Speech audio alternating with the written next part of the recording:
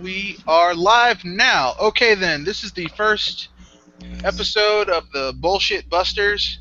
The purpose of this podcast is to identify, deconstruct, and destroy bullshit propaganda in the entertainment, primarily video game, but it can cover other things, medium. Um, so I guess the big one this week, I guess would be evenly split between the Namco Bandai Slightly Mad Cars game that got delayed and maybe the implosion of IGN after that poll that came out Monday. It's just the sheer amount of just pain that those people suffered. Pain, I'm thinking a particular flavor, salt. It's just a lot of salt, man. It's extremely salty. I really didn't expect the poll to go that way, but it is what it is. Well, I mean, like Nintendo came into this E3 with their sales numbers being what they were. I mean, sure, Mario Kart came out, that gave them some wind in their sails, but they knew they were going to have to come in with some major, bringing out the big guns. So why wouldn't they come out this E3 showing with some swag? A lot of people expected Nintendo to come in, and just, boast off of their name. Pretty much what they did in 2012. I will agree that with that. They kind of just, we're Nintendo, so we don't have to impress too much. Their marketing reflected that, but they picked it up. They realized, hey, we got to do something. We got to knock it out of the park. We got to blow minds, and that's exactly what they did. So, they changed their entire format. They fully embraced the digital model, and it worked. It was a huge success. It turned eyes. I mean, it caught eyes' attention, turned heads. People who you never thought you would hear praising Nintendo for pretty much anything were gushing about them, which, kind of reminded me of a scene from the Twilight Zone. It's like, am I really awake right now? Pinch me, So it was crazy. It was absolutely crazy. Then with the IGN poll, as you just said, we even got people, even though there's no definitive winner, quote unquote, of E3, nobody wins anything. There are no medals or cups or prizes, no name on a plaque somewhere. But for us gamers, we attempt to figure out who had the best showing at E3. That was undoubtedly Nintendo's this time. Among those who didn't like the result of IGN's poll, the salty ones, as I like to call them, they resorted to all sorts of tactics, such as saying the entire E3 was underwhelming, and that no one particularly blew anyone away, therefore saving face for their company of choice. But again, it is what it is. That was more than a month ago. Let it rest, let it die for now. You've got Gamescom to look forward to, and whatever announcement's gonna come out of that. You got Evo going on right now, so let Nintendo have a win for once. Among the mainstream media, which they rarely ever dominate, let them have a win for once. Well, even when Nintendo dominates, a lot of people like to, diminish it. Like the Wii last gen, they're like, you're not a real gamer if you play on the Wii. I'm like, really? Since when? Since when does that work out? That was the beginning of the mess that we're in right now. Last generation was the beginning where gamers and their mentality are concerned. That was the beginning, or the true revelation of the mess that we're in right now. It's just crazy. I mean, so, please tell me what a real gamer is, because, and speaking of people who were mad, I'll tell you who looked mad. The only people I saw who looked real mad at Nintendo was, I saw a podcast that they do over there at IGN with Jose Otero and those other dudes. I'm telling you something. Those other dudes, Jose Otero looked happy, but the rest of them, they looked like they were drinking all night long, getting over a hangover. I can't believe Nintendo won. I'm like, Jesus, man, it's just a game. Calm down. Yeah. You see, the thing is, a lot of people won't want to believe it. This might cross into conspiracy theory territory, but I truly do believe it now. IGN is sponsored by Sony. That isn't a secret anymore, right? They're sponsored by Sony, and Sony, you could say they're a Sony side. They try to look like they're unbiased, but they do have their biases. So some of the editors over there would have been very upset that things went the way it did, especially to the degree it did. It wasn't a slight win. It wasn't a slight victory. It was, complete and utter destruction. When you really, pound for pound, that's just the way it ended up. Yeah. So they just weren't happy at all. There are a few in mind. I'm not going to mention any names. A few IG editors in particular, but they seem to be the ones who felt the brunt of this loss. I guess that's what I'm looking for the most. Mm-hmm.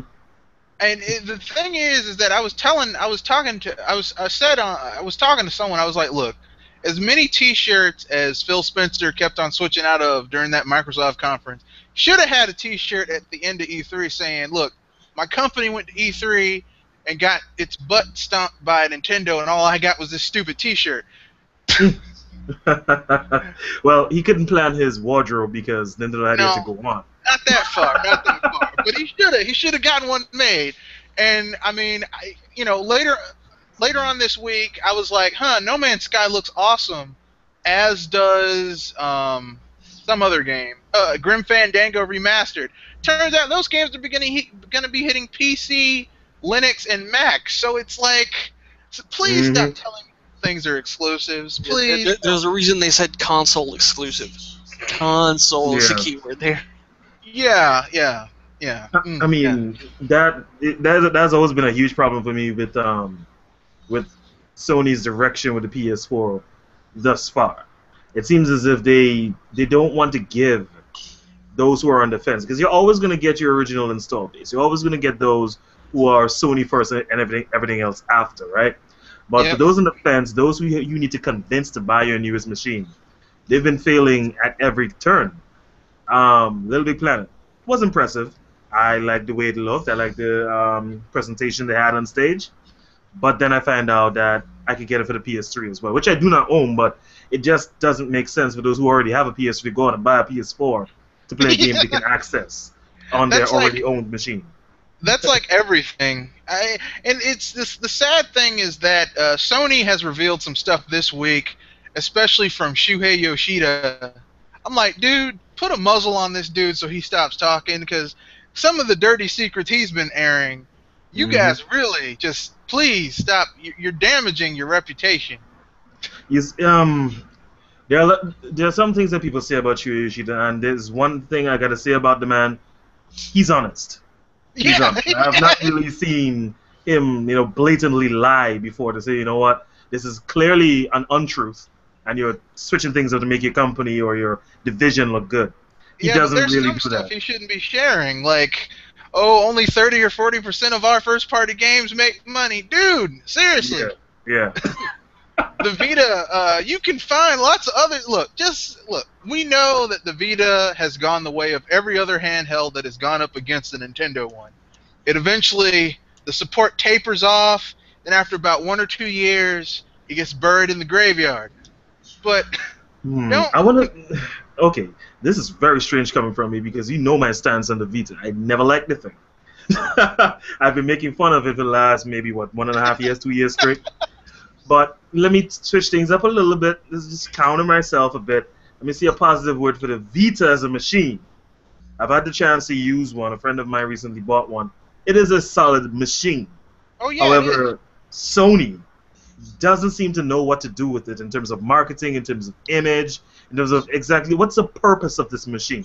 Is it a dedicated portable game machine? Is it an extension of the PS3, PS4? Is it a second screen experience type thing? Is it just something you want people to carry around like a tablet that doesn't really exemplify Sony in any way? What is it that you want me to buy this machine to do? Because you don't seem to know. So you need to tell me, the consumer. I'm asking you here. What do you want me to buy this machine to do? It's crazy. It's crazy. I mean, for anyone who has one out there, good on you. I hope you're enjoying it, but they won't be able to sway persons like myself into buying this thing, especially given that their direct competition, the 3DS, seems to be keeping me perfectly happy as a 3DS owner. Yeah, it's just, there's no way to sway me at this point. Well, And it's now not you're that. pretty much they're pretty much coming on and saying we lost, guys. We're Yeah. done. We're not doing anything Well, with it. We're done. the thing that hurt the Vita is that like I've said this multiple times. I've made videos about this and had like Sony fans come to my channel and spam the ever loving heck out of my videos. Look, Nintendo has written the template of how to have a successful handheld. If you want to have a successful handheld, emulate. I mean, in this case, copy. I mean, the Vita would have been great if, like, Sony would have been like, "Hey guys, okay, we know we're not gonna have a Pokemon, and we lost Monster Hunter, but hey, you want those quirky RPGs that everyone likes that are like $20 or $30? They're on the Vita. Hey guys, you want something that's great for short play and great for this? It's on the Vita. Hey guys, I mean, instead they were like, well, we'll leave it to third parties, and it's like Sony hasn't realized. Look, it's about first party games, not third party games.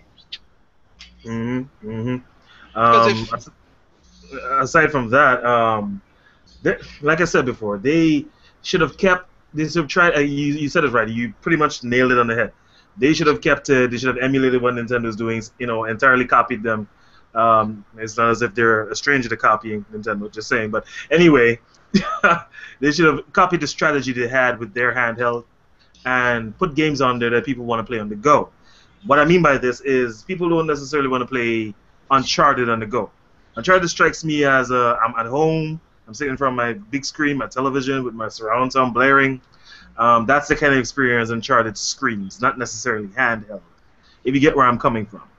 Right? The feel of the games on the 3DS are completely different from the feels of the game on the Wii U.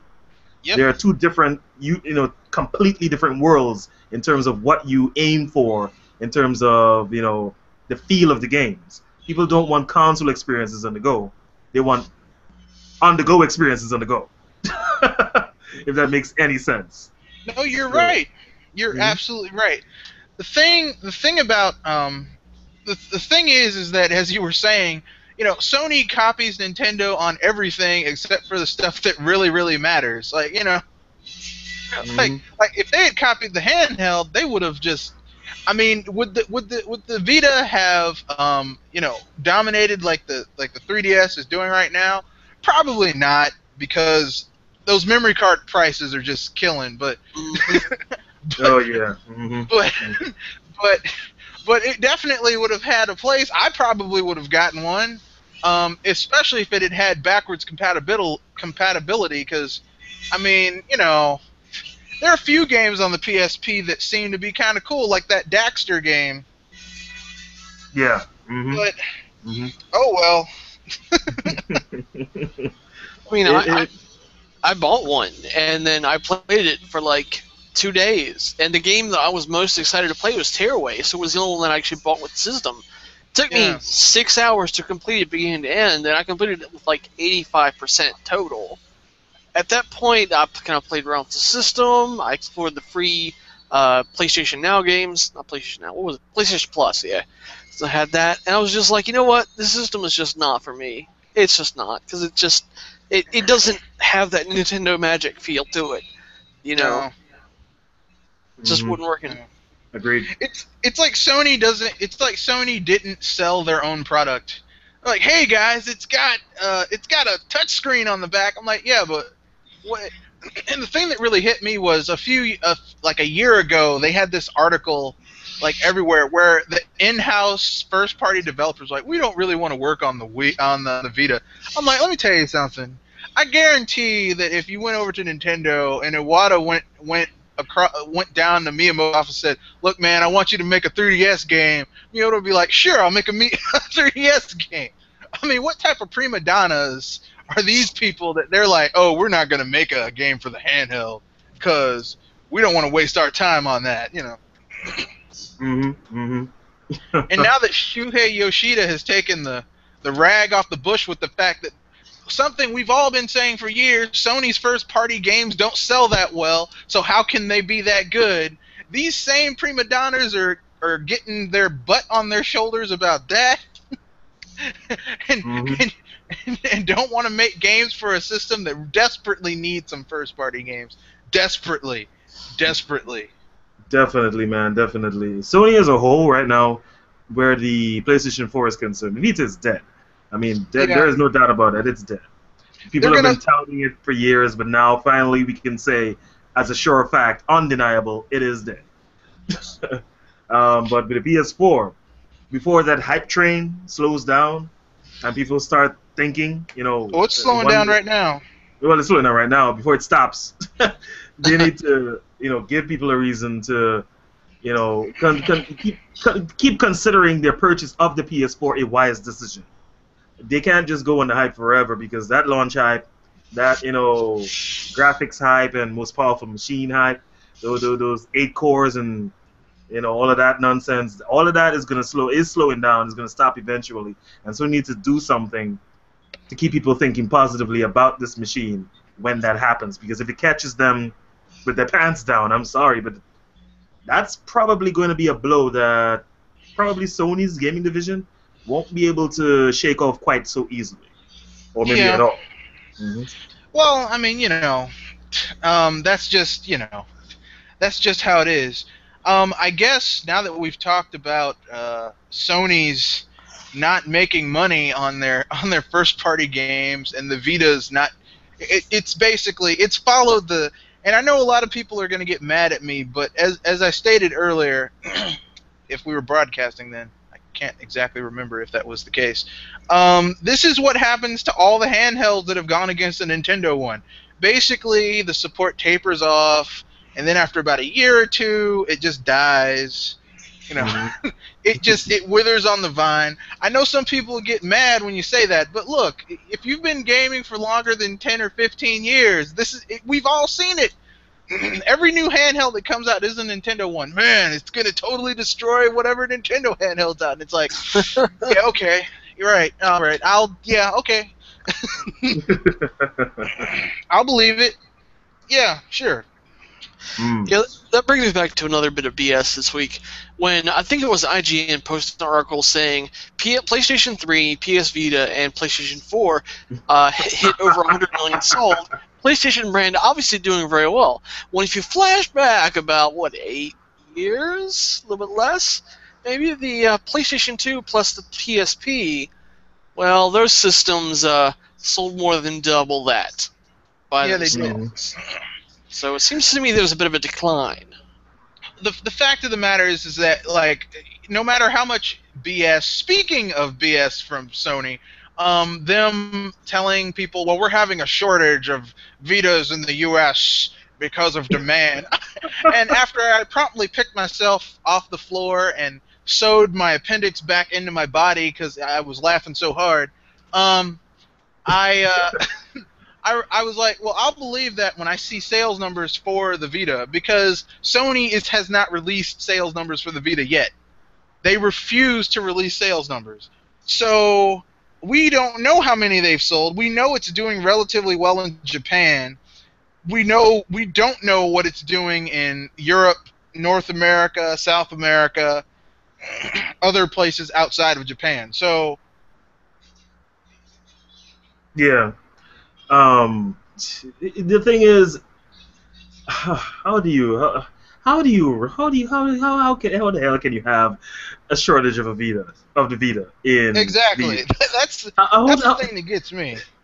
I really don't understand that. How can you even? Seriously. Okay, I always tell people this. I don't like being lied to, but Exactly. so long as your attempt to deceive me is good, is entertaining, and well thought out, then you paid if you paid an homage to my intelligence. It means you respect me enough to come really good, because I will figure out any poorly constructed bullshit that you might try to pile up against me. But you see, when your attempt is just weak and you insult my intelligence, that just gets me mad. I would even respect you and give you points for being really creative and really good in your attempt at deceiving me if it's really good, but this just wasn't good. I mean, who they could aren't believe even that? good at lying to people about it. That's the thing that gets me. I'm like, dude, come on, man. Come on, you guys took the Vita. Sony tried to save the Vita 8 months ago with Vita TV.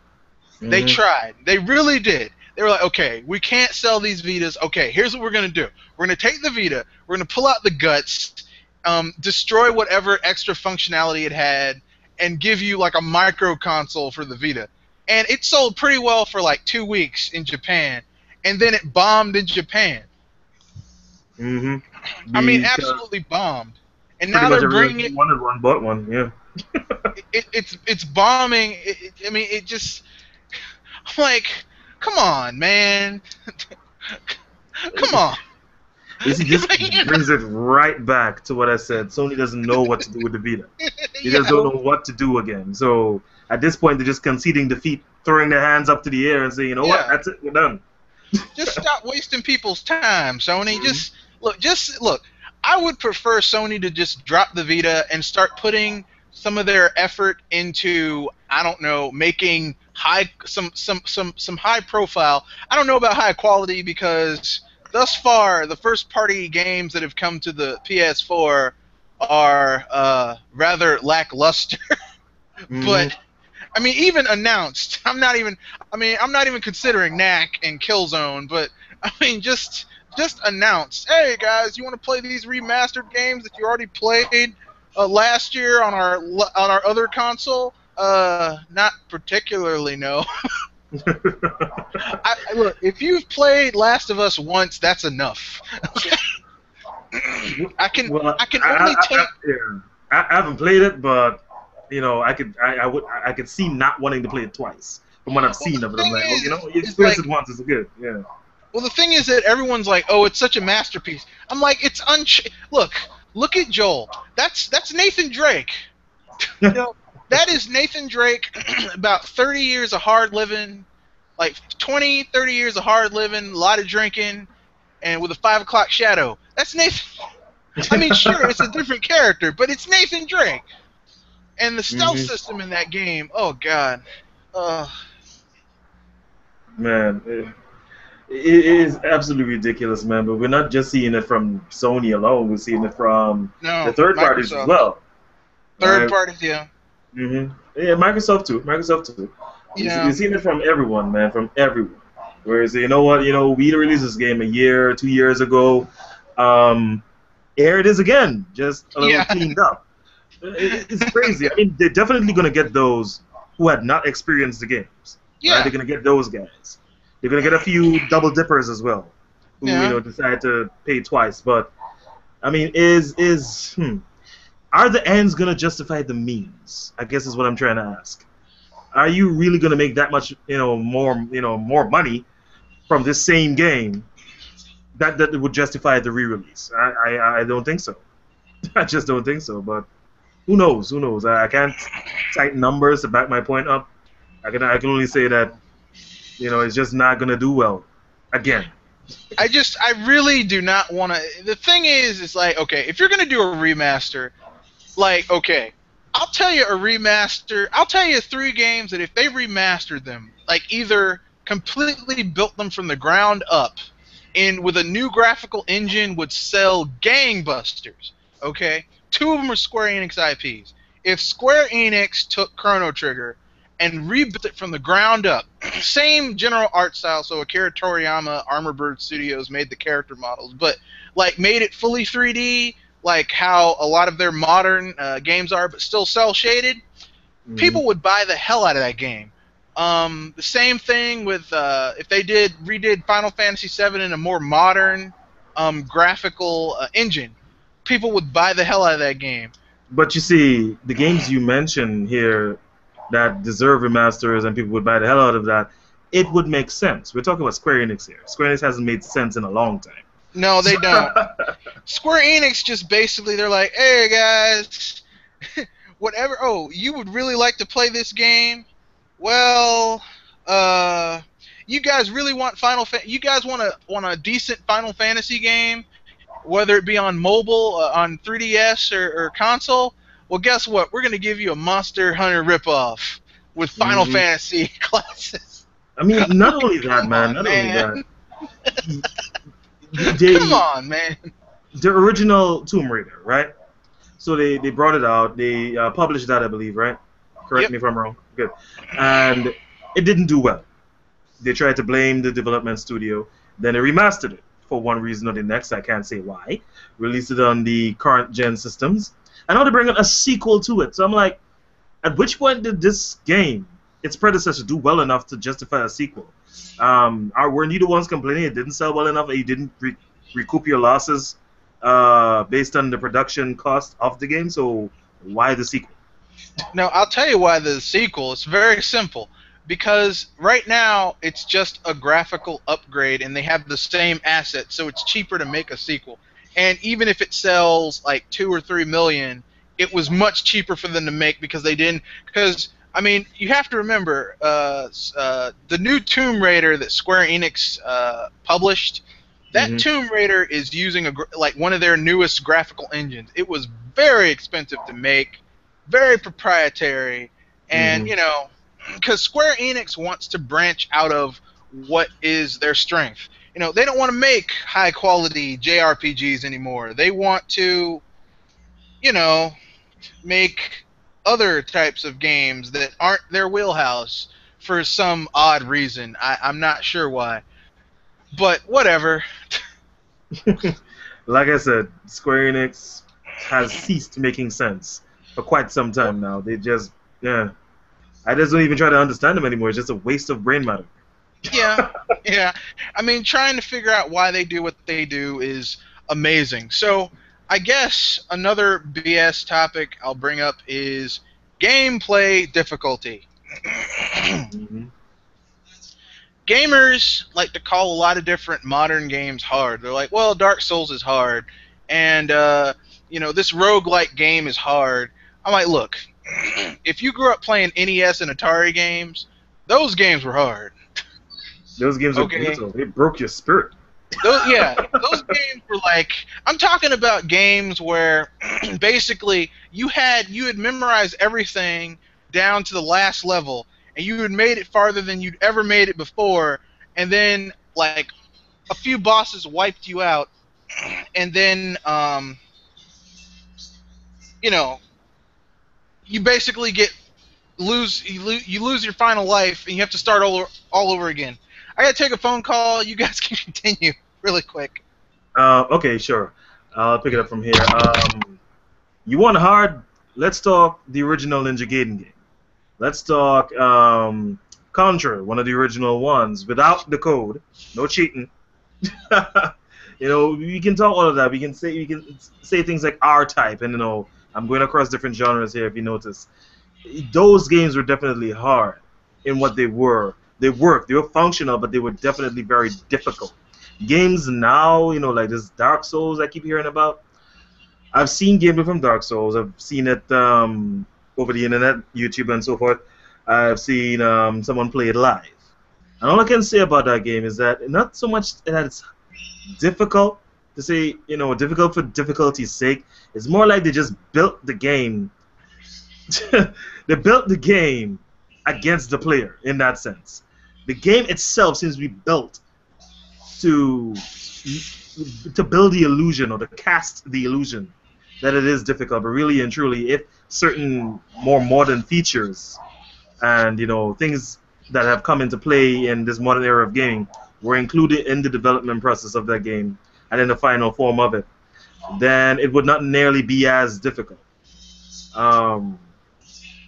I can only speak from someone who's watched someone play the game, who's seen gameplay, not from an actual play. Jamie, you played this game? Yeah, I had Dark Souls 2. I played it for like 5 or 6 hours before I got rid of it. All right, well then you definitely be someone to speak, you know, more clearly from a position of experience on it. Yeah. Yeah. Well, I mean, the thing is, with Dark Souls, I mean, everyone says, "Oh, it's so hard. It's so hard." It's not that hard. I mean, all you need to do is learn how to dodge properly and learn to time your attacks properly. I mean, they when I was first dropped into the game, knowing nothing about it, playing around with the controls, the very first challenge they kind of throw at you is this giant, like, demon thing with this massive, like, 20-foot hammer. It's a huge thing. And the point that I didn't get initially is that you're supposed to run past it through the door behind it. And I didn't know that. So here I was with a broken sword hilt trying to hack the damn thing to death, you know. And I still got it 3/4 of the way down before I went online after trying for 45 minutes trying to figure it out. And they were like, oh, just run through the door. And I'm like, oh, well, that makes sense. Ran through the door, continued on, came back 20 minutes later, and beat the hell out of it. And the thing is, in Dark Souls and games like it, death isn't a punishment. Death is a feature of the game. It's something that's supposed to happen. Right. So when you are supposed to die, and you're not really inconvenienced for dying at that, maybe slightly, then I wouldn't consider that difficult. Not at all. I mean, difficulty comes with punishment from your failures. Definitely. Sorry. No, go for it. No, I was going to say, I'll take it a step further. The thing that I found difficult about Dark Souls was, like, everyone's like, oh, man, these monsters are unforgiving. I'm like, really? But the reason it's difficult is because of the controls. It's not difficult, because if you took the controls of Dark Souls, and because every single class, no matter which class you choose, you feel like you're moving through molasses. Yep. But basically, if you gave your characters more snappier controls, it would be a very easy game. Because your character moves like a tank all the time. It's like, I'm a rogue, I'm supposed to be fast and speedy. Not in this game. Oh, snap. Oh. But, I mean, like, I recently pulled out my SNES and started playing some of my harder games, like Super Ghouls and Ghosts and Super Star Wars, The Empire Strikes Back. Tell you something, a game that's so hard that basically it's just cheap enemies, cheap pitfalls. You're like, hey, maybe I can jump down there and find something. It's just a hole. You die as soon as you get to the bottom. Bosses that have life bars that are so long that, and you do so little damage that it becomes just like, oh my god, I've got to memorize this dude and just not take any risks when I attack him. That's hard. I mean, this is just, I mean, you know, if your game is hard because of the control scheme versus the actual intelligence or difficulty of the situations you find yourself in, I'm like, that's not difficult. That just means you were lazy and didn't want to make good controls. Definitely, which brings me back to what I was saying earlier. Based on what I've seen, again, not played the game, Dark Souls, it just looks as if the game could have benefited from, you know, maybe more modern like controls, as you guys are saying, you know, just better, something more modern stuff in it. It just seems like it's being held back to simulate this illusion of difficulty when really, as you guys have said, having played the game yourselves, it isn't. I can pretty much tell that just by looking at it. So it's crazy. Absolutely crazy. Although that isn't to say there aren't some games where the difficulty actually makes a lot of sense. There are some games where the difficulty is, you know why this game is difficult. You know why it's just unforgiving. Like, I was playing recently, what's the name of that game? FTL on Steam. That game is hard. It's like if you basically take a risk and try and do something that might be kind of cool for you, like, the game will punish you for it. Like, you come to a new planet and it's like, okay, you want to? There's an abandoned spaceship. The people say they're being attacked by giant spiders. Send your crew out. You could have like a full crew, like 6 people. You're like, we can handle this. 2 of your people will die. You'll be like, darn. Now I got to start all over again and train some new people. That sucks. Now, if you want difficulty, a good example of great difficulty, we're talking hard here, I would go back, because I was trying to think, I would go back to maybe Halo Reach was the last time that I'd experienced excellent difficulty in terms of, being hard. Legendary difficulty, right? Those AI are some of the smartest AI I've ever seen. I'm telling you. They're some of the smartest AI I've ever seen. They would come up with these combinations, do these certain things. There's even a hierarchy in terms of the enemies that you fight. Like the leaders would stay back. They'd be issuing the orders. If you could somehow get rid of the leader ahead of everyone else, there'd be disarray, and no command chain, and so you'd easier to be able to get through that section. Things like that. They definitely think, and they adjust to your position and your strategy.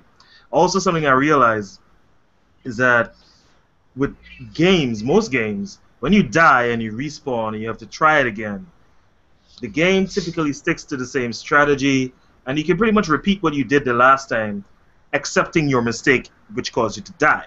Yeah. What I have experienced in Halo, for example, is that it almost seems as if the game remembered what you did last time, preventing you from using even a portion of your strategy previously, and just improving upon it, resulting possibly in your victory, in your success. They remembered everything. I couldn't do that again.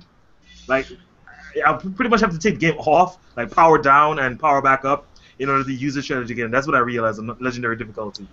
I mean, it's absolutely crazy, but it was really good. The first time I played Halo on the original Xbox on Legendary difficulty, it felt like that. It was like these dudes are high up on the walls in a choke point. And they're sniping me. What type of BS is this? Exactly. I'm like, exactly. What is this? What is this? Mm-hmm. I'm like, this is cheap. This is totally cheap. Yeah, you tend to rage a lot. You tend to rage a lot. I was successful. This? And this was just in single player. This was. I was like, this is these evil people. Evil. At the end of the day, I was successful in my campaign, but it did take a while. And the thing is, patience. Absolute and complete patience. You gotta wait them out. You gotta wait them out. You can't go running and gunning balls to the wall, because that will never work. Ever. Yeah. It won't work. The thing that got me with Halo was, like, up until that point, I had been playing a lot of, like, Unreal on PC and Quake on PC, and my only real console shooters that I had been playing were, like, Perfect Dark and GoldenEye and stuff like that. So it's like, it's kind of hard to go from the frantic insanity of GoldenEye and, well, I don't know, Perfect Dark, if you played that game using Perfect Sims, was pretty, those bastards were pretty damn tough too. But to go from that and stuff in Quake, where it was just people doing insane stuff with the physics engine, cheating, and to the ultra cheap stuff going on in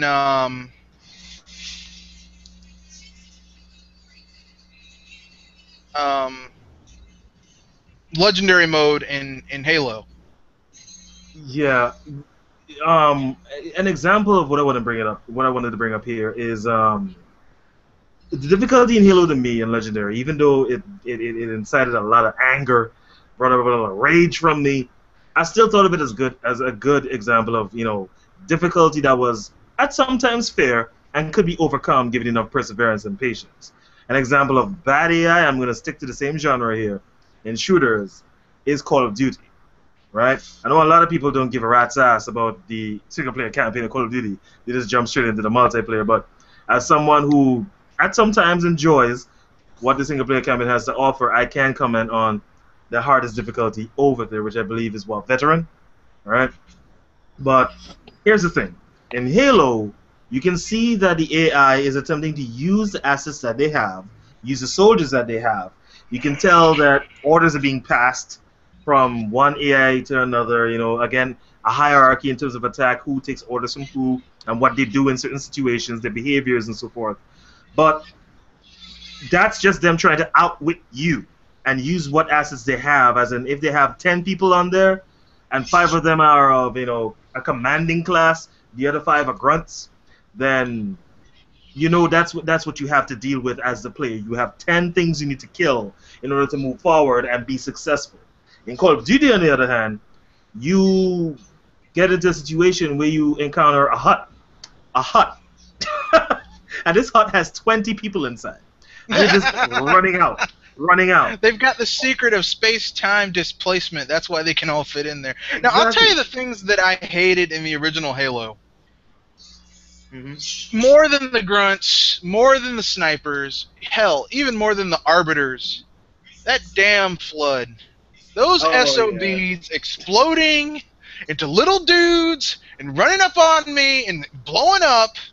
I'm sorry. I still, even now, I'm like, oh, God, I hate those things. Oh, hate them. Hate them. I hate them. Yep, they Even were now, definitely. I'm just like, Mhm. like, people like, don't you want to play Halo? Nope. I've had my fill of Halo. Played one on the Xbox. Well, at my friend's house, he let me borrow it, and I played his thing. And then I played Halo 2 on PC, and then I was like, you know what? I'm done. I can't take it anymore. I'm done. I'm Halo'd out. I'm Halo'd out. I need, I gotta decompress. You gotta take a sabbatical from the series. Yeah, I gotta play something different. See, that's the thing. Basically I have phases that I go through in gaming where I'll play like something that's like ultra, what some people would consider dude bro, and then I'll play like a lot of shooters, and I'll play some fighting games, and then I'm done, because it's like the type of fighting games that I like playing they don't make anymore. For example, I really liked playing 3D fighting games when there was like Soul Calibur. When Soul Calibur was really good, like the Soul Calibur 2. And I really enjoyed playing Soul Calibur 2. I liked it so much I had it on 2 of my consoles at the time. Of course, I mean, anyone worth their salt really played the GameCube version because it had Link. I mean, Heihachi is okay, but Link, he looks like he belongs in there. Spawn was nice. What? Said Spawn was nice. Spawn was nice, but Spawn was a little too dark for me, and I didn't have an Xbox at the time, and I was like, I'm not getting one. So, an Xbox at the time, and I wasn't getting one, so I was like, okay, I'm just not gonna.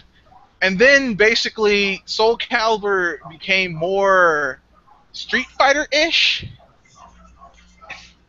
for lack of a better word. And they got rid of the story mode. I'm like, come on, man! That was one of the best parts about Soul Calibur was the story mode. I mean, the Soul Edge mode where you went around doing these specialized matches and defeat this dude in like 3 falls, or you're poisoned. Defeat these 10 opponents in a row. That was cool. But now it's like, just play the game. Beat it with this one character. Lazy development. Alright, with fighting games concerned, Mortal Kombat, that's pretty much where it started for me. Beyond that, had a little bit of virtual fighting in there, that was nice. Killer Instinct took it over shortly after, because that was a shit. But I was saddened to see what it had become, even though I'm hearing reports from people who are saying it's okay now. You will forgive the barking if you hear any barking.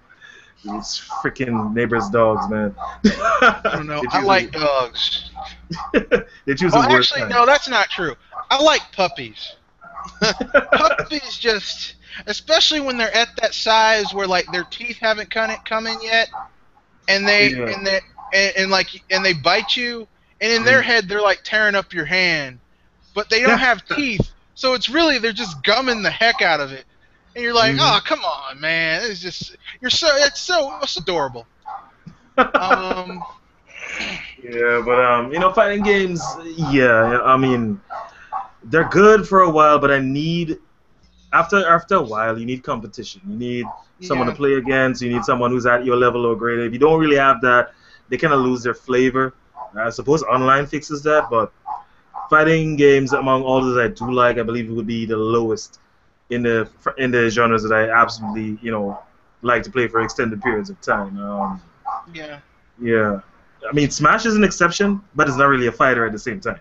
No, So- Smash is one of those rare games that it's kind of like how Street Fighter was back in the day, where like anyone could get into Street Fighter. Like a casual player could get Street Fighter 2. Sorry, anyone could get into Street Fighter 2. Casuals can get into it. Moderate could get into it, and of course the experts have now taken it over. The ultra competitive, like, you know, have mapped it out. I hate people who do that. They're like, oh, well, this game should be ultra competitive. I'm like, come on, man. People just want to have fun. Yeah, I definitely hear that. You can be competitive with it, but not at the expense of squeezing all the fun out of the game. Because I say this because last night I watched through some of those Street Fighter Evo fights, right? That's a subculture of gaming I will never be able to fully understand. Yeah. I understand the importance for it. It's trying to take gaming to that esports, probably even mainstream sports territory. I understand what it's trying to do, and it could be good for gaming, but it's a subculture I'll never come to understand. These dudes were up there on stage, and they were pretty much, they called it testing defenses. And I say they weren't fighting. So I came here to see a fight, not whatever it is you guys are doing. They play the games and they don't even look like they're having fun, you know? Like they play they play games and it's like you're not even having fun. It's kind of like why I've said to I've told people this. I'm like, the tier system in Smash Brothers is BS because I have witnessed low tier characters beating the heck out of high so-called tier characters. It all boils down to the skill of the player. You know, just like anything else. Because I've seen people in Street Fighter beat the heck out of other people playing as Dan. And Dan is supposed to be a troll character. He's not supposed to be good. And yet, I've seen people do it. So, you know. Yeah, it's supposed to be a troll character, but then again, yeah, it really boils down to the skill of the individual players. It also boils down to the game, like that particular match, because you can have two persons who, under normal circumstances, would be equally matched, but then something goes wrong with one of the opponents, one of the fighters there, and nothing just seems to fall into place with that guy's game plan, and he loses. Yeah. Almost, yeah. So it really comes down to that match and the individual skill of the players. There's a number of things that can happen that could change the outcome of a quote-unquote competitive match. So there's no blank slate there. You can't really say one way or the other. But it is definitely true, for me at least, that I can't really get into that. I can't get into that because those fights were simply unentertaining. They're just not unentertaining. They're just They don't even look like they're having fun. I mean, it's like, I remember when I was a kid and we had game day at the school I was at, and like for like 3 years, someone would bring in an SNES, another person would bring in a Sega Genesis, and we play video games all day long. Okay. And someone would inevitably bring their Super Street Fighter, one of the 3 or 4 versions that Capcom came out with, because, for new gamers who think, oh, I'm tired of Capcom coming out with all of these different versions, man, they've been doing this stuff for years. Okay, This ain't nothing new.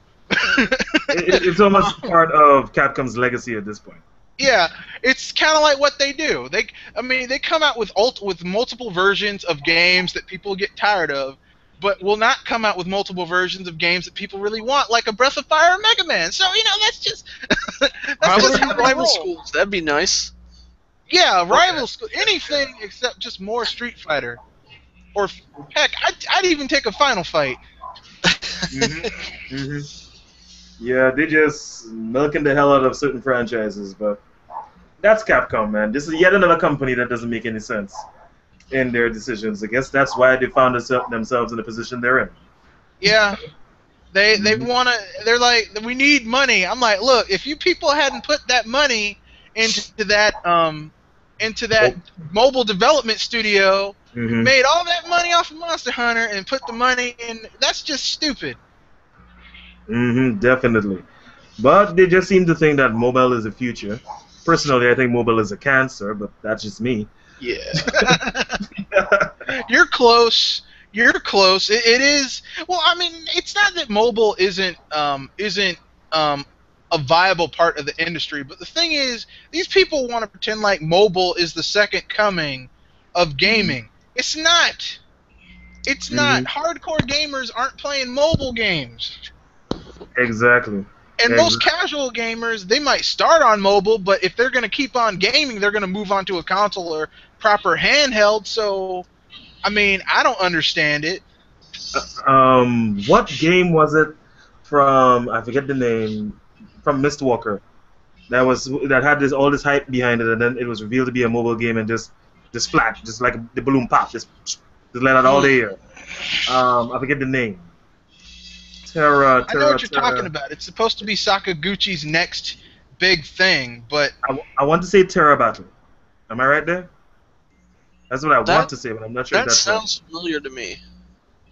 Yeah, it's Terra something, but it's just so.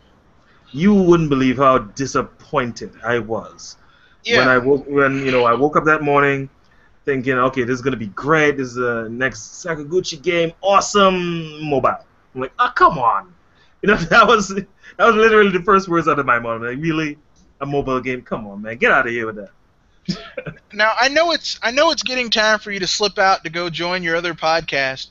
Before I do have a little bit more time, just a bit more. Okay. Great. Well, I wanted to broach upon one quick topic to get your opinion on the BS level of it. Okay. Diddy Kong Racing 2. Is it real? If it isn't, yeah, I hope so too. But because I mean, I still have that game. I still pull it out every once in a while and just play it. Because the single player in that game just destroyed Mario Kart 64. It did. I'm sorry. It did. It absolutely. It was so much. It was, and here's the thing. It had so much casual racism, and we didn't care. We were like, yeah, it's Taj the elephant. He's the genie. Now we're like, that is really racist. But I'm not gonna stop enjoying this game. I'm sorry. Yep. I mean, the first time I saw that elephant float down on this magical carpet and telling me, hello, friend, I've got something for you. I was like, okay, that's different. That was literally my opinion. I was like, that's different. Never really, seen a character like this before. But you're right. In terms of quality, everything about that game completely destroyed Mario Kart 64. The game had carts. It had hovercrafts, which, I mean, to be fair, the hovercrafts kind of sucked. But it had airplanes, which were awesome. They were absolutely awesome. We had options, like the various things you could do. The battle mode, in my opinion, blew away Mario Kart even back then. It was fun. It was fun. Then we have, I mean, even the graphical quality. The graphics were better, right? Everything about that game just blew it away, from my opinion. So now we have rumors that we're getting what seems to be an HD sequel. I'm happy. I'm gleeful right now. I'm bouncing up and down, but this is the first time we've heard this rumor. I believe there was maybe a year ago. We heard a similar rumor, and you could say that would add fuel to the fire and not take away from it. But rumors are painful when they're about something that you really want, and they turn out not to be true. But pound for pound, facts for facts here. Who is it? There's rumored to develop it. Monster Games, right? Monster Games, along with Retro. The only reason I give it some credence is because Monster Games made its site truck and its site bots, and those games were balls to the wall insanity fun. So I mean, if anyone can handle making a Diddy Kong Racing sequel and do it proper justice, along with retro, because a lot of the people who used to work at Rare now work at Retro. So, I mean, if anyone can get this project off the ground, and I know Retro is big enough, they could probably do it, because I mean, kart racers don't require the same amount of resources as Legend of Zelda, or the new Legend of Zelda or Fire Emblem. which is why, you know, when I heard those sales numbers for Mario Kart 8, I was like, oh snap! I'm pretty sure Nintendo already made their money back at 500,000. Yeah, because you see, I've always thought of it. I mean, all the way through the GameCube era, all the way through the Wii generation. Why hasn't Nintendo capitalized on that other kart racer that they had? You bring out Mario Kart, the Mario Kart of that generation early, right? To get your initial support in, and just when that starts to, although it doesn't really taper off, but just when that starts to taper off, you know what I mean? They bring in the second kart racer just to finish off the generation or to continue the momentum in a meaningful way. Diddy Kong Racing is it. Okay? Diddy Kong Racing is it. That's your answer. So I'm not too sure why they haven't utilized it, up to now. You know what happened? Mm-hmm. You know what happened? Nintendo, see, here's the thing. I think Iwata, I think we're seeing, in this generation, we're seeing the Yamauchi come out in Iwata. Of course, Iwata is way too polite to just be all like, I'll dine on your bones, I'll crush you, But I think, really, I mean, who in the world misses their own shareholder meeting? I mean, I know he was sick, but damn, I mean, this dude masterminded all of this ass kickery at E3 to all of these different, just served up people's own asses on a silver platter to them, and just acted like it was no thing. Yeah, I'm sick. I'm sorry. I got to stay home. I'll keep in contact via email and text. I mean, that is some baller shit right there. Coordinate an ass whooping through email and text. I mean, that is some. Oh. He definitely did it, man. He definitely did it. That changes that whole directly to you and please understand, don't it? Please understand. I'm sorry that I had to do this, but you're seeing Nintendo get angry. See, the Wii made Nintendo complacent, not arrogant, because Nintendo very rarely gets arrogant. They have the assuredness of knowing because they put in the hard work to get to certain points. As if you're a Nintendo fan, you don't have to worry about having awesome first parties because these people have spent a long time honing their skills in making really good first party games. I get what you're saying. In the industry, they have seniority, right? Yeah, I mean, they work hard doing that. I mean, and they aren't being douchey about it. They're not like Bethesda. They're like, hey, if you work hard, you too can get good at this. Not as good as me, but hey, no, I'm joking about that, the last part. But you too can work out. You can do it. You just need focus. You must purify yourselves in the waters of the Pacific. But the hilarious thing is that they don't have to worry about that. But they're all like, now you're seeing Nintendo get all just swagged out. I mean, people were talking like, how could they delay Mario Kart 8 till May 30th? I'm like, maybe I think Iwata knew just exactly what in the hell he was doing.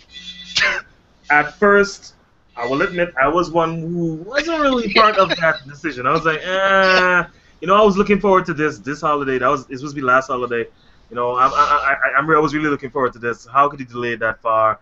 I wasn't exactly the biggest supporter of that decision, but it worked out. It definitely worked out because that 1-2 punch of Mario Kart and then E3, it was just great. Oh yeah, no doubt. Yeah, I mean, I know a lot of people when E3 came in, I wanted Microsoft and Sony to wow me. I wanted them to give me games that would make me want to say, man, this Black Friday, I'm going to have to go and pick up an Xbox One. I hated saying that almost. Or PS4. I was like, I'm really, because I just never had an Xbox anything, but, I was like, these guys are going to really have to wow me. And I saw the games, I'm like, my God, this is not impressive at all. you know, I think I saw a poll, and like there was like 47 games shown at the Microsoft conference, and like 51 games shown at the at the Sony conference, and there's only like 4 games between the two of them that people really thought stood out, and I'm like, that's sad. You show that many games and only 4 between the two of you are actually worthwhile looking at. That is some sad stuff right there. That's sad. Yeah, and then Nintendo showed 17 and got everyone excited. Yeah, but there's 17 really good games though. That's the thing. I know. You see, the strategies that Microsoft and Sony both, since Sony chose to pretty much, copy Microsoft and compete directly with them, so I have to include them in this. The strategy that they use is like a shotgun blast, just a wild spray of bullets everywhere, the bullets being the games. All right? They just say, you know what, here's something for everyone, just throw it out there, no aim, no target. Nintendo, on the other hand, while they may not have nearly as much firepower in terms of sheer numbers, they pick and choose carefully what they want to do. So it's like a sniper shot, right? While a shotgun will definitely kill you from close range, long range, it's useless. A sniper can pretty much get you from anywhere. Yep. And it's deadly accurate. So they had 17 bullets and 17 targets, and they hit those targets. And Nintendo really has games for everyone. I mean, look, for those to tide you over after you've maybe played the hell out of Mario Kart 8, they've got Bayonetta and Hyrule Warriors coming out in September, October-ish. Okay, so that's gonna tide people over. Then, I mean, and that's just on the Wii U. Also in September, October-ish, apparently out's coming the 3DS version of Smash Brothers. So basically, you're gonna be broke. You're gonna be broke.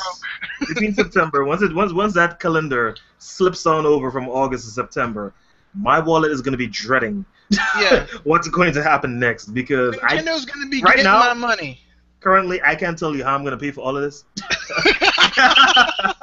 I can't tell you how I'm gonna pay for all of this, but I'm certainly going to try. I'm gonna be broke. Yeah, definitely. I'm gonna be broke.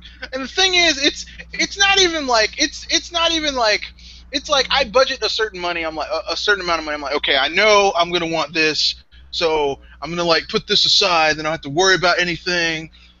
I just know I'm like, yeah. I'm not gonna have any cash, no cash whatsoever, just no cash. But I'm really looking forward. I'll tell you what I'm looking forward to coming out. Because obviously, I'm probably everyone's gonna get Smash Brothers, so I won't even mention that. Both versions, whatever. Yeah. But Bayonetta is really looking awesome to me, as is Hyrule Warriors. The more I see, when I first saw that game, I was like, nah. I think that was everyone's initial, opinion I was of like, it. this is Dynasty Warriors with Hyrule, with Legend of Zelda characters. But the more I see of it, and the fact that they put Midna in there, that sealed the deal for me. I was like, yeah, got me. I get to play as one of my favorite Legend of Zelda characters, killing people horrifically with her wolf creature. You got me. You got me. Gotta have Groose. I'm waiting on Groose. You got me. He could definitely be in there. But if you see what they're doing, if you notice, is that they're revealing all of the female characters first. And then they're going to get to the male characters. Well, because it's Japan. Japan loves their chicks. Yeah. So in order to keep the hype up, they're going to reveal all of these female characters, and then they're going to get to the male. If Groose isn't in there, I'd say they overlooked a really good character, because he could definitely be in. I mean, come on, Agatha. Who saw Agatha? You know who I really want to see in that game? That Yeti from Twilight Princess. Ah, yeah, I know what you're talking about. Yeah. The Yeti with the saddle on his head. His special attack, he eats people. He just grabs dudes and puts them in a pot and eats them. It replenishes his health. Because he was, It is great. The game looks really, really good, and better the more time goes along. Where Bayonetta is concerned, I was gonna buy it anyway because I need, as a Nintendo guy, I need to support the game being exclusive to the Wii U. I need to do that. It's like a duty, right? But it's gone beyond duty for me. Again, I've said it before, I say it again. Wasn't particularly a fan of the first game. But the first game being included in my purchase kind of tipped the balance from I'll buy it because I have to I'll buy it because I want to. Yeah, because I never played the original. Right. I never played the original because the best version was on the Xbox 360, and I could never get my one friend who had it to let me play it. He was like, "Man, I'm not letting you borrow my Xbox 360." So now I got to get it. Thanks a lot, Nintendo. Speaking of people's having to get it, what is it with these people who Nintendo is starting to get their swagger back and put out their games, and people sounding mad that now I gotta buy a Wii U? Why are you so angry, man? It's a good system. Okay, I can understand. If it was like the Xbox 360 when it first came out with a high failure rate, or the PS3 where it was like in the first 2 or 3 years, like nothing good was out on it, I can understand if you got mad. But it's got some good games, man. Don't sound so sad. Don't even get me started on those kinds of people, man. You don't see me going around saying, "Oh, well, I like Halo. Goddamn Microsoft, Master Chief Collection. Not gonna go buy an Xbox One. Why couldn't you bring it to the Wii U? Shut up." I mean, seriously, come on, no. Yeah. If you want to play certain games, you gotta go out there and buy the console. I mean, that's common sense. It's pretty much what people have been doing for years now, and it's what Nintendo fans have had to deal with third-party games, which should rightfully be on everything. But let me not get into that. Let me go there. The fact of the matter is, you guys are silly beyond comparison. You're silly. There are no words that can describe you and your mental state as of right now. If you're actually thinking about this and you're serious about it, just buy the system, man. It's the cheapest of the three. It offers the best value, from my opinion. And if there's a game on there that you really, really want, I really see no problem in going out there and getting it. If you don't want to buy it, okay, I understand that the fall season for any gamer is pretty tough where finance is concerned because everything seems to come out then, every single year. If you don't want to save that purchase for then buy it now, right? Yeah. Buy it now, save yourself the trouble later on. You can get a couple games just to, get used to the system, try it out, and then when the game that you're really anticipating, Smash Brothers or whatever, comes out, Bayonetta 2, then you get that and you fulfill your mission there, There's a lot for you to play right now. The problem is, I couldn't be saying this and be unbiased in saying this if I was saying this in the first year of the Wii U, the first 6 months of the Wii U, because you said I don't want to buy a Wii U. I can understand that. I would understand you, but right now there's far too much value, far too many games. If you've never owned one, you can just play catch up right now. There's so much content for you to keep you busy until that one anticipated game you want to buy the system for. So and just shut up and spend your money and get the system. And not just that, it's backwards compatible. Even if there's nothing that you really want, there's some good stuff from the Wii era that you can play on this system. Mm-hmm. I mean, there's some really good stuff. I mean, heck, if you never play Super Mario Galaxy, and that game holds up, okay? I mean, Nintendo Mario games, especially the mainline 3D ones, tend to hold up no matter what. But if there was ever a pair of Super Mario games that will stand the test of time, Super Mario Galaxy and its sequel, those two games still hold up. Oh yeah, I can't even. Yes, I can remember. I was about to lie and say I couldn't remember who did the HD Dolphin engine type thing. It was Nintendo Life, I think. They did a whole. This is what Super Mario Galaxy would look like in HD. I watched that video. I'm like, I don't see the difference. Yeah. Honestly, that was what I don't see the difference. Because it looks good. It looks good. Yeah, exactly. It looks. I mean, that game is just. I've heard some people say I don't like Super Mario Galaxy. I'm like, look, listen.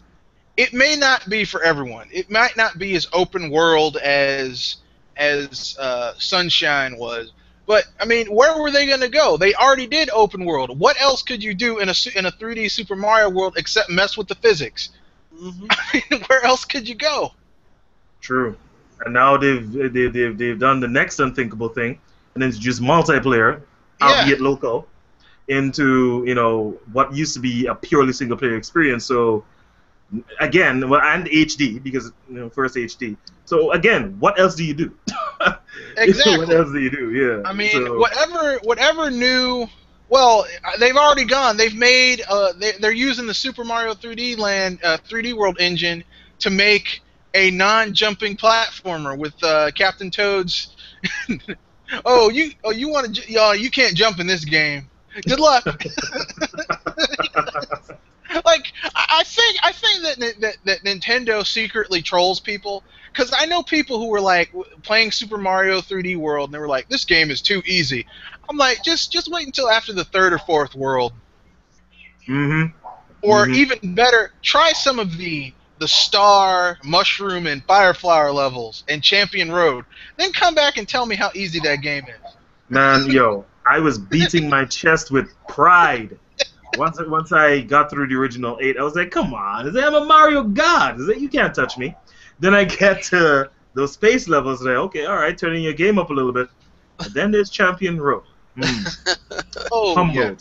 Absolutely humbled. That game, you cannot get through that unless you have the Tanuki suit and a cat suit, and you switch between the two. You can't do it. It's like, if you lose your power-ups, you're like, well, I'm going to have to start all over again and go get them again. Yep. I mean, it's crazy, man. It's crazy. They make you believe the games are very easy, difficulty-wise, but as you advance and you get there, they build up that confidence, only to have you crash, absolutely, towards the end of the game, or maybe even after the original, the main game, right? They put some courses in there, man.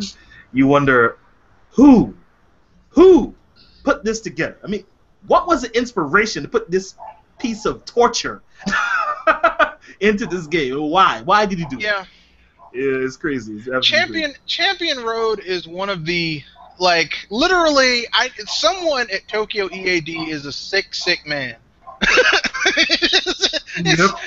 They were like, oh, my game's too easy, I'm gonna fix you. Like, I heard someone say that I went to this website. This dude's like, man, Mario 3D World is just kiddie. I'm like, okay, I'll tell you what. You go and play Champion Road, cold. Didn't play any of the other stuff to get you ready for it. And tell me how kiddie. I guarantee the curses you'll be throwing out aren't kiddie. Definitely, man. Definitely. It's hell. Even Mario Kart 8. Even Mario Kart 8 in terms of difficulty. I mean, you can tie this into the whole difficulty thing that we were talking about earlier. When I first picked up that game, I mean, the last Mario Kart game I played was 7. 7 turned up the difficulty, but I thought, it's a handheld game. Maybe this was just something they were trying then. The console games tend to be easier. Mario Kart Wii was a walk in the park. Double Dash, walk in the park where the AI is concerned. And then I get to 8, and they're handing me my ass. Now, not so much, because I've gotten used to them. But that original, fresh, cold, try the first time, I'm like, what the hell is going on here? They were smart. They were definitely smart. It felt as if someone human was playing me. So they're cheap. I'm like, what kid is gonna sit down through this torment? What kid has the perseverance and patience necessary to sit down through this kind of treatment? I've had one of those SOBs, AI characters. These are all AI characters. Hit me with a blue shell, then someone who's in second or third place hit me with like 2 or 3 red shells, and then go past me. I'm like, come on, man, that's just cheap. That's just. I'm like, this game. And then they fool you with the reverse courses, because they start out kind of easy at the lower cups. You're like, oh, this is pretty easy. And then you get to the higher levels. It's like, this is not easy. Oh my God, this is hardcore right here. Mm-hmm. But so, Nintendo was kiddie. No, they're not. I mean, I could do pretty much an hour-long podcast alone teaching people how to read between the lines with certain things Nintendo either says or has characters say in their games. Because some of this stuff is not for kids. Yeah. Definitely not. They put in some stuff, there's some references, some things that are very adult in nature. Yeah. I wouldn't talk to any children. I wouldn't discuss that with them, man, because I was telling one of my friends, I was like, Kirby seems to be some people believe Kirby is the most kid friendly of all of Nintendo's mascots. But when you really break down Kirby may be the most terrifying creature that Nintendo has ever created, because I mean, he enslaves other creatures to steal their abilities. In some iterations, he can enslave them he brainwashes them to work for him. He can if he chooses not to steal your abilities and enslave you, he can spit you out into balls of energy that can destroy stuff. And on top of that, once he has an ability, he can punch a planet in half if he concentrates really hard. In almost every game he's in, he's the primary villain. Exactly. I mean, like, he works for the primary villain, or he is the primary villain, and the dude who you think is the villain is actually the good guy. And they were just trying to keep Kirby from messing things up. You know, so people, I mean, Kirby's kitty. I'm like, yes, he's so kitty. He's the most terrifying thing. You know, Samus goes around wiping out entire species for money. For cash money. She's a bounty hunter. She's committed genocide on a planetary scale like 3 or 4 times. But, you know, kitty. Exactly. It's crazy. It is absolutely crazy. I wonder what these people, what are going through your heads. Can you not see this? Or maybe it's just me, but there's a lot of franchises, man. A lot of franchises. You gotta question, is this really for kids, though? Is this really rated E? Because it shouldn't be rated E. Yeah. It shouldn't be rated E. How? For example, okay, another racing game, F-Zero.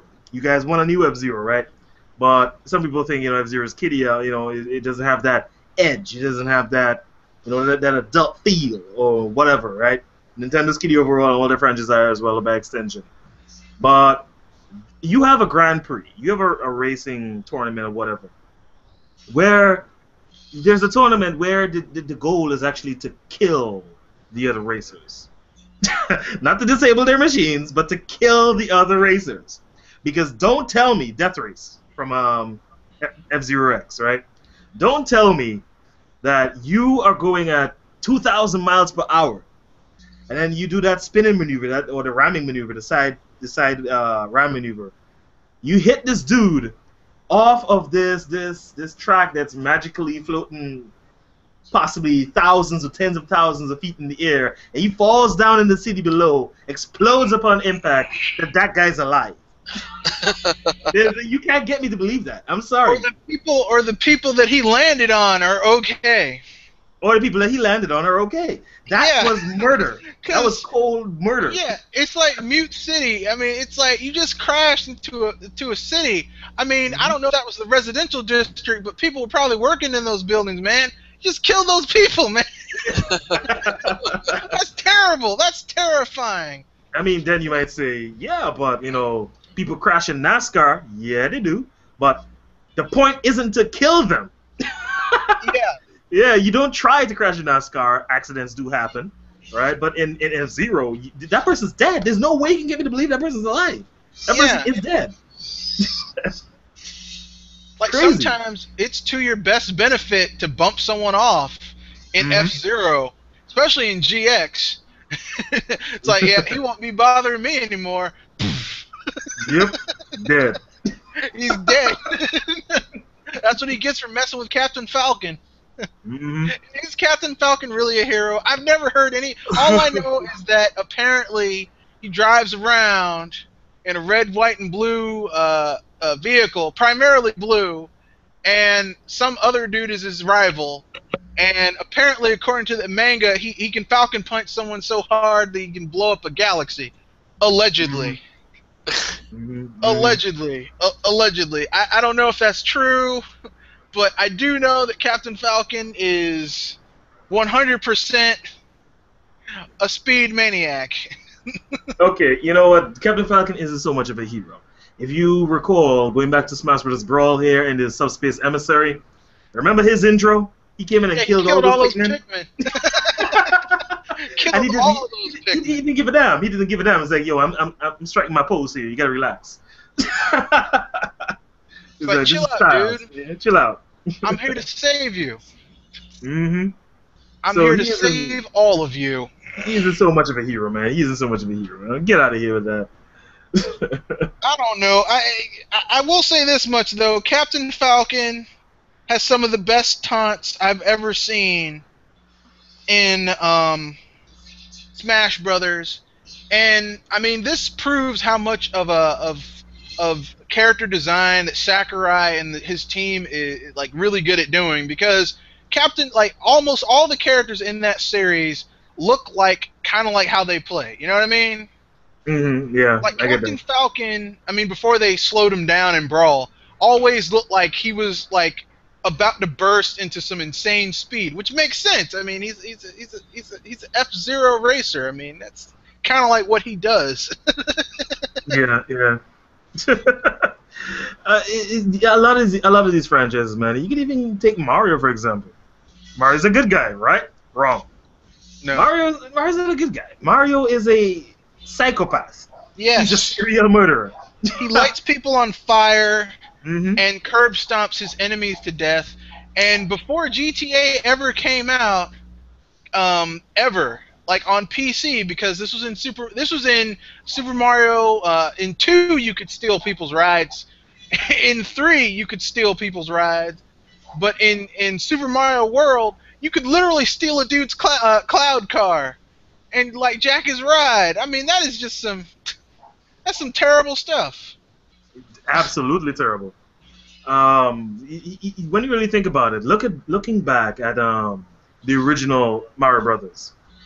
In the little book that they gave you that came with the game, they said that the evil magic that King Koopa or Bowser or whatever name you decided to give to him had turned the citizens of the Mushroom Kingdom into essentially bricks. When you read between the lines and you figure out what they were trying to say.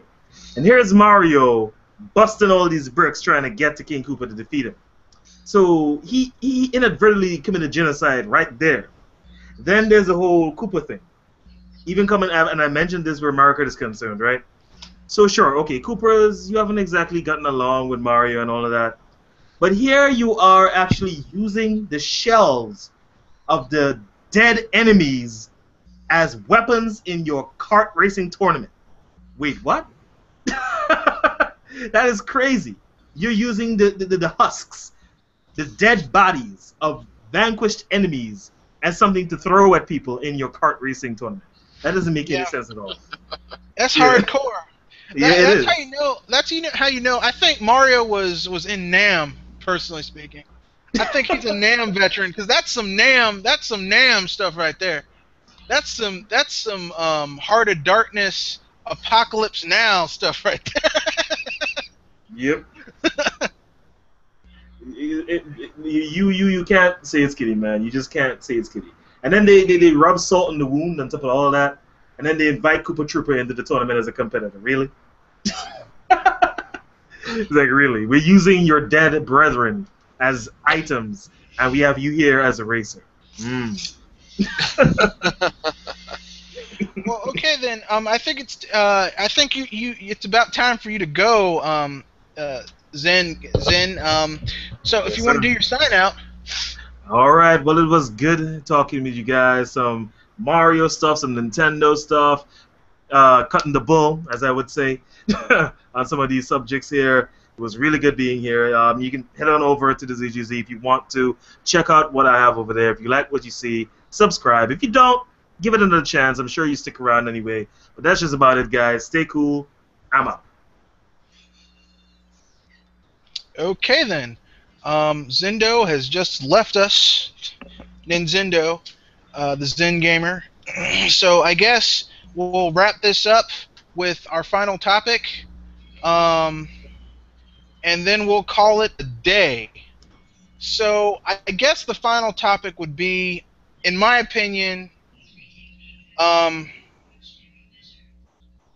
the biggest pile of BS in that I've thought about in the in the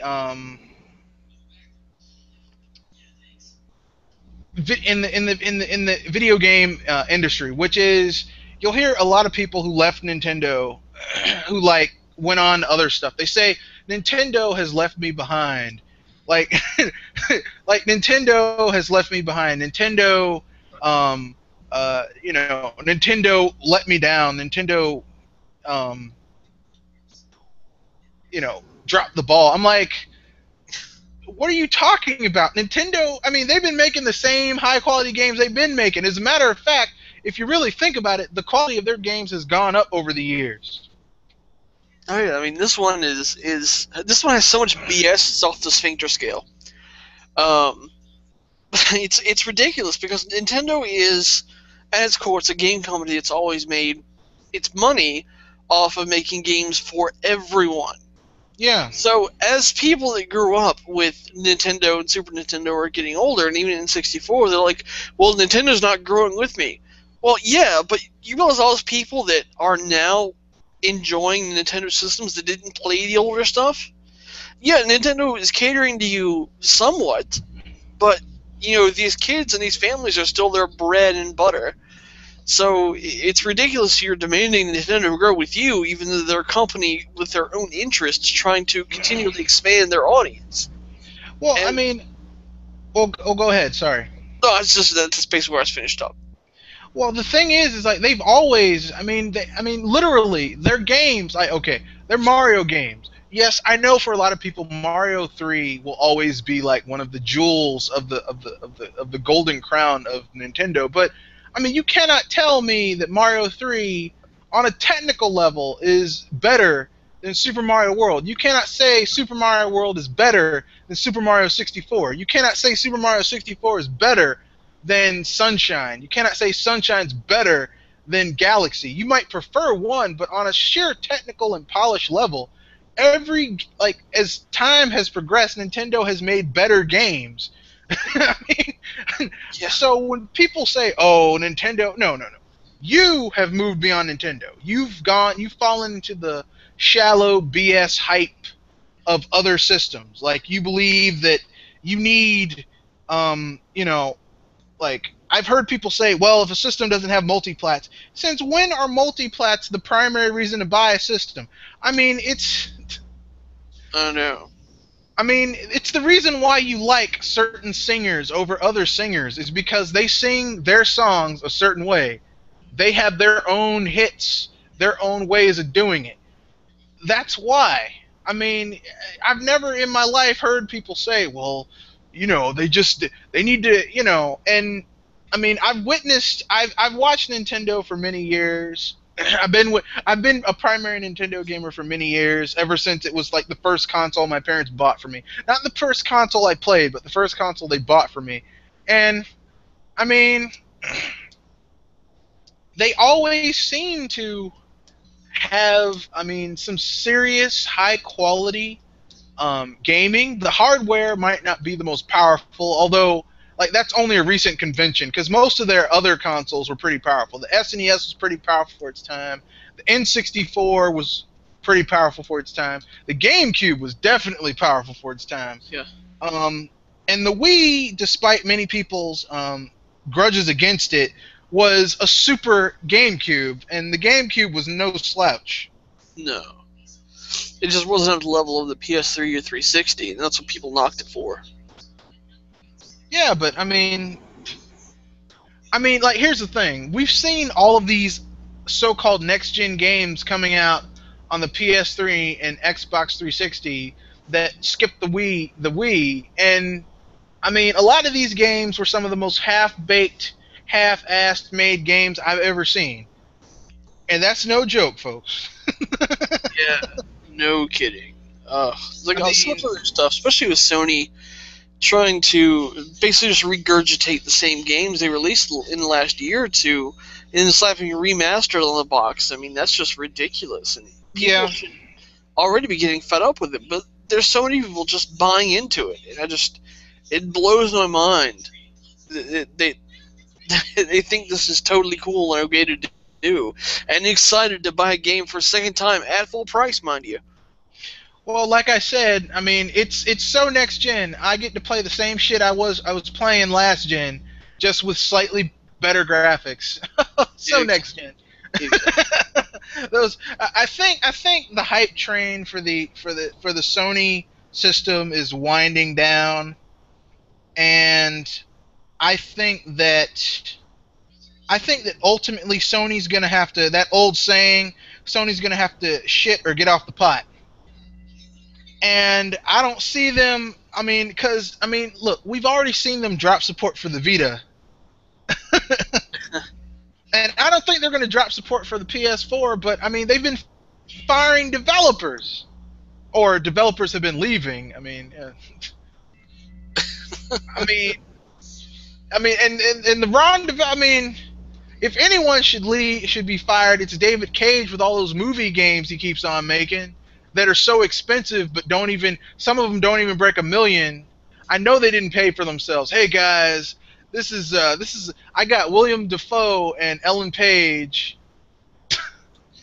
Well, I mean, Shuhei Yoshida himself even said that they only make profit on 4 out of 10 of their games they release. Yeah, and that's embarrassing, to say the least. I mean, and that's why I'm saying he shouldn't. I mean, if I was Shuhei, I would have been like, "Look, man, don't say that out loud," because that's embarrassing. I mean, because the thing is like, for most I mean, even Sony had this for years. Like, they'd put out their hardware, whether it be the Walkman or the CD player, or the DVD player, so you'd have to use their format stuff. So their CDs, their stuff, and if they weren't getting you in the front end, they got you in the back end because they controlled the technology, so they were still getting their cut. But it's not like that anymore. Nope. And I don't know why they think. I mean, I don't know why they're still kissing these third-party companies behind, because look, all these people who think, well, if we give them money, they'll do right by us. Look, third parties are out for themselves first. Okay? Yep. They don't care about quality games. Because, trust me, if third parties cared about quality games, that UFC game would have come out about 6 months later and been a hell of a lot polished, and it wouldn't have had Super Saiyan attacks going on where you could kick a dude into the stands. Because I'm pretty sure you can't do that in UFC in real life. But hey, it's got Bruce Lee's dead corpse in it playing. Or sorry, yeah, Bruce Lee's dead corpse, because Bruce Lee would be 80-something right now if he was alive. So another playing Weekend at Brucey's? Yeah. I mean, I like Bruce Lee. I grew up watching those movies, like Enter the Dragon and The Big Boss and all that type of stuff, but holy moly, it's like people don't understand. It's like people don't get it. And I don't understand it because gamers accept it. Gamers accept mediocrity and failure. They're like, oh, they'll just fix it later. Oh, jeez. It's such a negative trend where the industry is going as a whole, and Sony's kind of leading the charge on driving into the grave as quickly as it can. Yeah, I think Nintendo's gonna have to save the industry again, and I think this time, while they save it, they're gonna have to save the strong and let the weak suffer. Yeah, exactly. They're just gonna have to be like, look, you're gonna have to. And I know a lot of this is the just a little something I'm going to say before we sign off. But look, the Nintendo curse is real.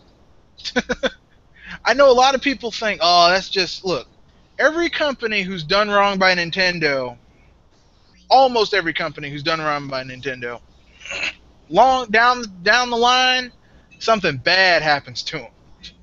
All of them. Square Enix, not doing too well. Capcom, not doing too well. So, you know,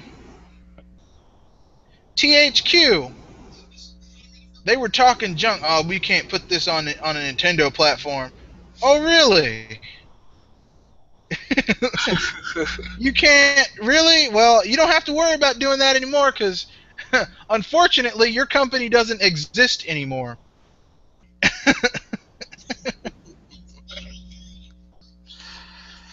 Oh, man.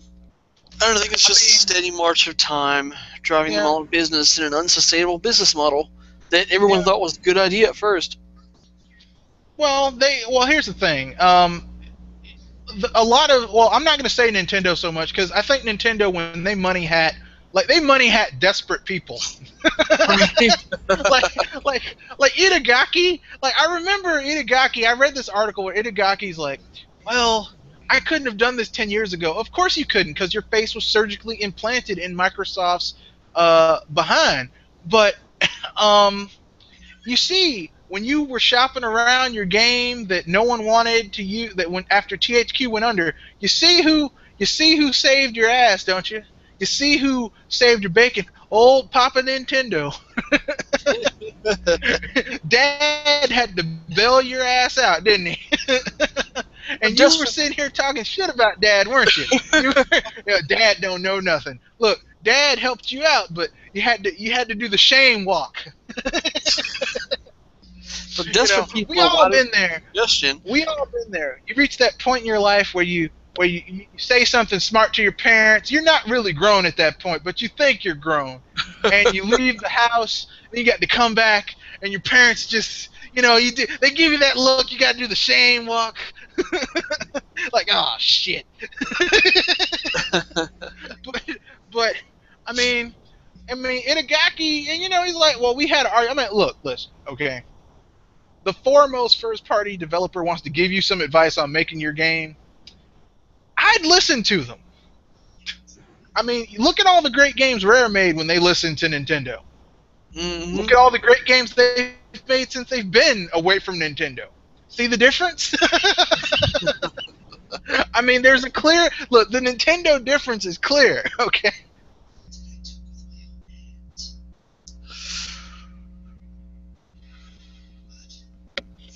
So I guess this is the end. This podcast has ended early. Unless you have any other BS that you've noticed and wish to bust. I think we hit on pretty much everything. Okay then. This was a productive first episode. I hope next time I'll be able to have Zen Gamer or you yourself, Jamie Butterworth, on the podcast.